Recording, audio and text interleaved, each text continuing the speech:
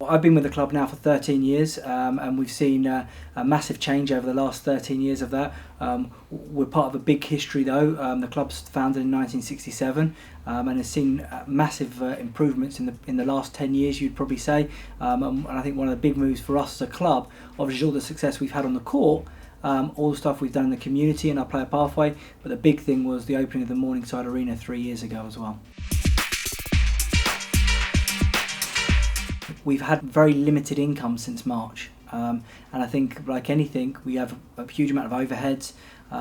We've been able to be obviously supported through the furlough programme to support our staff, but with that coming to an end now, and the season looking to be starting in October, we now need obviously events to get going in the arena to support their overheads, and then also for the season to start and for spectators to be able to allow back into the indoor facilities is key for our survival. Without that, we will need government or council support, otherwise we will not survive. We've done a huge amount of work with all the risk assessments, with all of the track and trace systems. We've installed a full digital system, so anytime anyone scans into the building, we know what time they're entering, what time they're leaving, temperature checks on everybody on arrival, and so everyone has had a full screening process. So we believe we are ready to open. We're just waiting for the okay from government and the council to say we're good to go. We're hoping that either we're able to start soon, or if not, we're going to need some support funding wise. It's important for our club. We're a huge piece in the community, not only in Leicester and Leicestershire, but also on the national side. We have a huge player pathway programme based at Charnwood College, Loughborough University. We have developed so many players coming through our pathway into future GB internationals, and for us, the future of everything is in all of these situations within the arena. It's great that we have all these facilities, but we also have an enormous amount of overheads with these facilities as well.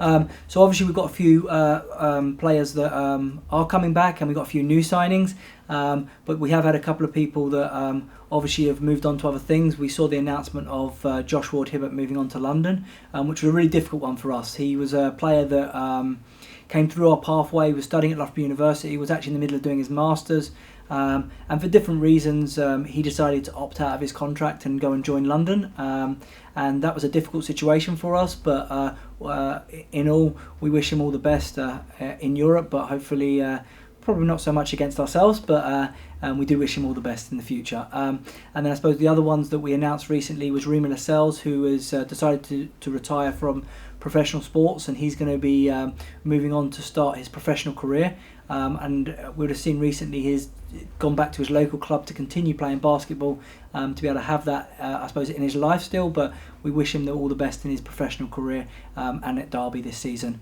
And then the last player that we've announced recently was Jesse Chuku, who has decided to have a year out at the moment because of his hip injury. He's had a hip problem before he even arrived at Leicester. We've tried our best to support him through that, but he's going to take a year out to try and get that sorted, and hopefully one day we'll see him back in a Rider shirt soon.